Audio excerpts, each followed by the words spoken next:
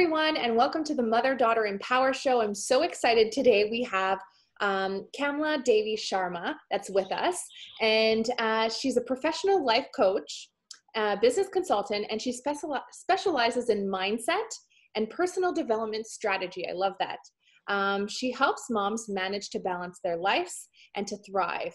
And so thank you so much for being with us today. We're so excited to have you here. And we're having the ultimate conversation. Thank you too. Thanks. We're having the ultimate conversation about how to balance it all. And I think that's something that all moms and daughters as well could relate. There's always so much going on. So tell us, how do we balance it all?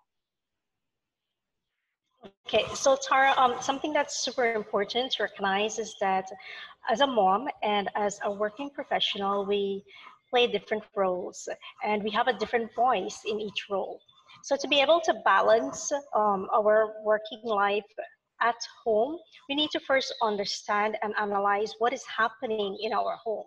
So before you bring work to home, let's look at what does the home look like and what does it feel like? How comfortable are you in your home and what kind of the relationships are you nurturing? Is your home very cluttered? Do you feel suffocated when you enter there?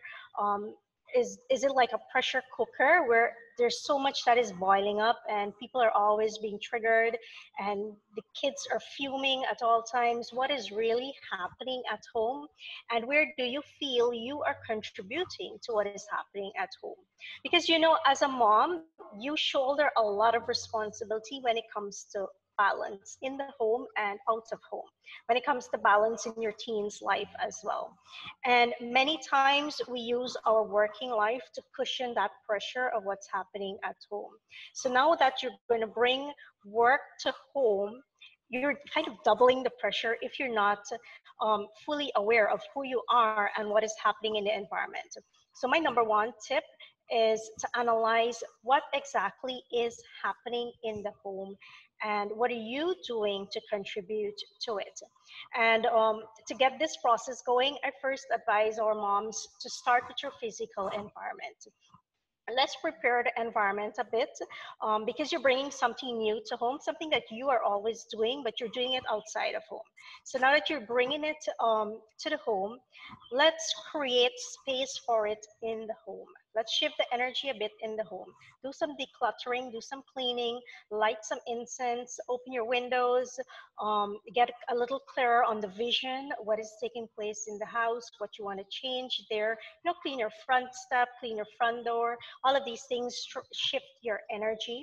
And if you're a feng shui follower, it really relates to feng shui because it really helps to bring in new, abundant, focused energy in your home to support you and to support the kids in the process of the change that you are going to be making in their lives. Because you're working at home, they're homeschooling, it's really a change to the overall comfort and leisure and fun and excitement that they would normally have at home, right? So you're asking for a little bit more of focused energy. So you want to start shifting the things around you so that you can bring that space, you can bring that energy into that space too.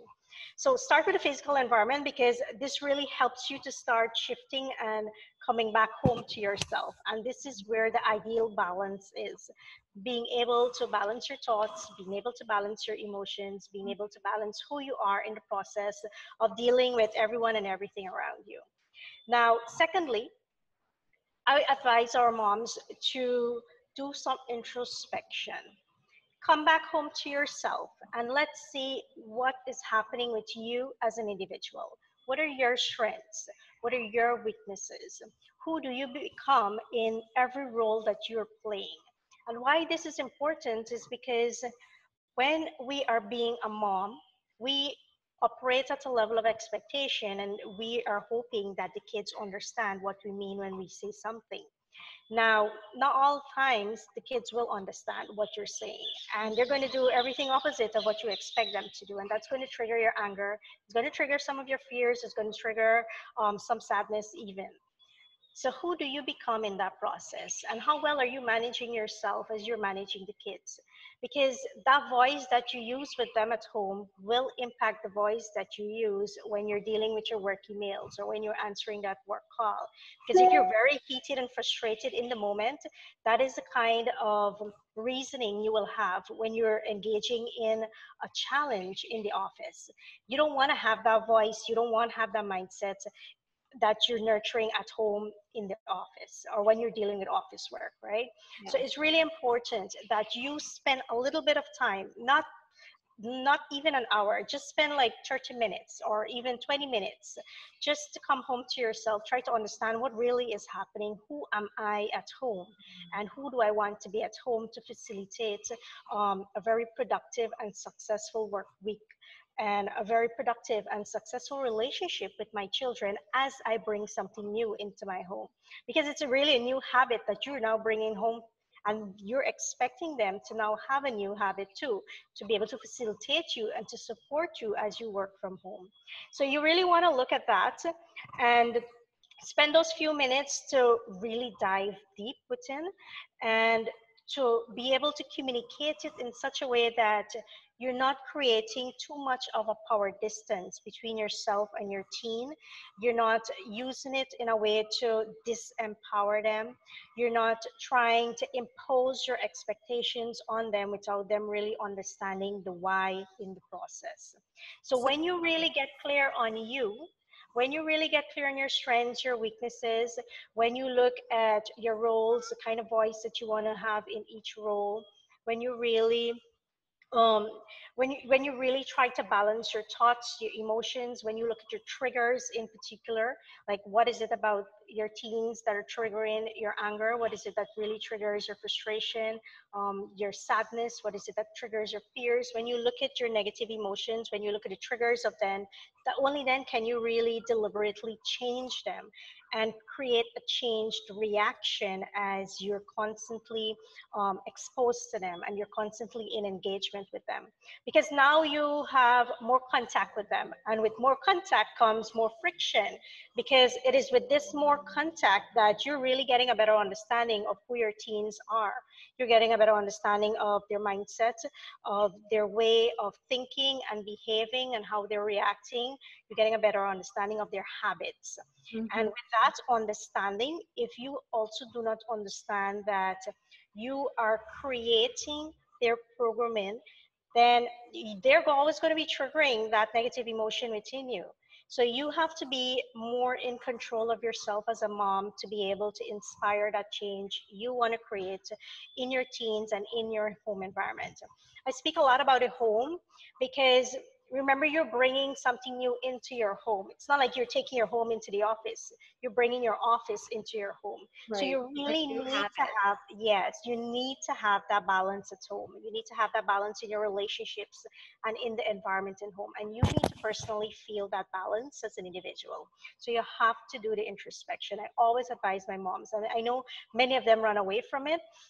I know many of them use the excuse, well, she should know better. I keep telling her this and she should know better. She isn't doing what I'm telling her to do, and now she has to face the punishment. It's a constant power struggle when you're Right. when you're working from home with kids. Okay, you try to get them occupied so you can focus, but there's always something going on. Exactly. And I love all of the advice that you've been sharing, because I feel like when we talk about work-life balance, the first thing that comes to mind is like schedule. But really, it really all starts internally. And I love that you're touching upon that and giving such wonderful advice. So if moms are kind of having that power struggle, you're suggesting that we really look internally and try to focus on our own behaviors and our own reactions in order to model that for our kids. And that's where it really starts, right? Yeah, exactly. Awesome. So can we talk a little bit about the balancing school life balance for our tweens and our kids, because they have a lot to kind of manage as well, especially back to school. Here a lot of kids will be going back to school. A lot of kids will also be doing school from home. There's a mix of both. And then I know a lot of people The extracurricular will be starting up again in the fall, and there's a lot to manage, plus their friends and their different groups and clubs. So what is your advice for the kids and for the tween daughters of how can they balance it all as well? Okay, so for tweens, I would advise them to really open that communication line with their parents. And this is where moms also need to feel empowered in the process to communicate freely and to facilitate free communication with their tweens. You need to be able to explain as a mom what is happening and how it really impacts your tween's life. And the changes that you're making as an individual also will impact them. So, in order for you to have that balance, of course, you will want to create a schedule, as you you Yep. talk about. You Yep. will want to use a schedule. You want to have a plan. You want to do some forward planning as well. So you would want to plan your next day at the night. And you can get your tweens engaged in your process too. Get them engaged in planning with you, in organizing their activities with you. You know that, okay, I'm going to dedicate 3 hours in the morning towards work, and you can dedicate your 3 hours towards schoolwork, and then we'll meet and then we'll talk. And, you work together, and you will be able to facilitate each other's growth in the process. And that too, as a mom, you got to remember that your tween is being molded into the person that you are. So if you know that you're personally struggling with frustration, or you're not able to manage your activities better, and the challenges that are coming towards you, you know to yourself too, you don't want your tween facing this kind of frustration and challenge. So as you learn new ways and you work on yourself to implement new strategies into your life to improve your balance, you simply teach them it at the same time. Now that will help you to become grounded in what you're trying to improve in your life. I love So that. for the tweens, I would really help them to balance, to bring them more into their mom's life and try to model their mom's behavior and be open to changes. Be open to meditating with your mom. Be open to doing some yoga and exercise, and be also um, inquisitive in the process. Find out why you're doing what you're doing. What skills are you working on developing? Because a lot of times our kids pass through the school system without understanding the why. And the why is not really communicated to them because it's too much of time and energy to communicate it. And as busy parents, we don't have the time and energy, obviously, to communicate it. And we Yep. can't depend on the teacher to communicate it either, because there's only so much a teacher will be able and be tolerable to communicate. Yep. This is generally speaking, and not everyone is like that. But generally, the kids do not understand their why. And it's really important that our tweens understand why they're doing what they're doing and how it will benefit them in into their adult life. So for me, I would say, like moms, I would encourage them to do more vision building, or even if you have a project to work on at home, if Yep. you're planning to launch a proposal, you get your kid involved, you communicate with them, you have a chat about it over tea, and you pick their minds. Or in other words, you try to get them to think critically with you. How do you think Love this would that. impact the people? How do you think this will resonate with my boss? Or do you think that the other employees will come on board with it? If you open your communication lines with your tween to this extent, it really helps them to grow as an individual. Yeah. It also helps them to improve their communication, and it helps to build your relationship with them. Not only that, it really introduces them to adulthood, to critically thinking, to be able to improve their employability altogether, and to really understand exactly what's happening out there and how it can impact them as they keep on growing. So I, when you take that level of maturity with them, they also grow to be a little bit more mature in responsibility. I So love that. communication is really, really important as you're nurturing a tween and helping to facilitate their growth and balancing themselves. And something that I find a lot of moms being scared to say, and the words that they're afraid to use is like they're afraid to use the office language with their tweens. So at home, you gotta say the simple stuff. But when you're in the office, you say stuff like planning or organizing and proposal and Yep. research. You need to be able to use that language with your tweens now because they're in a place where they're learning how to be an adult. And you can't keep on using the kids' language with them. You got to recognize their growth at every stage. Yeah. And you have to be able to communicate with them at the level of growth that they are. I love, When love you that. facilitate it like that, it really, really helps them. Yes, because I think, you know what, so often we kind of underestimate in a lot of ways their capabilities. And a lot of times, especially Right. for parents working from home, the first thing that comes to mind is just like, get the kids away because I need to focus. But if we shift that and think about how can we get our kids involved to actually help us with our work, and we can grow and learn together, because I think there's so much power in that, in getting them involved and having them you know, kind of learn and grow with us. And there's so many different aspects to, you know, our various careers and jobs that we could really integrate and get their input while we're working from home, which I love that you touched upon that as well. When Mm-hmm. you talked about communication, I think far too often, like you said, we have these expectations in our mind of what we want for our kids, but we don't really communicate that. We just have this expectation. And a lot of times it's unrealistic. Mm-hmm. If we sit down, like you said, the night before, plan out our day, say, you know what, from 9 to 11 or 9 to 12, I want you to do this. And you know what, if you're struggling with a question, just, you know what, skip it and we'll revisit each other at this time, put on a timer. So then you actually have those expectations are very clear, instead of saying, go do your homework, I'm going to work now. And then your kid starts barging in every so minutes. So I think, like you said, I think it's really, really important to have those clear expectations, but to communicate them as well. And then also Right. get our kids involved with the day-to-day stuff that we have to do.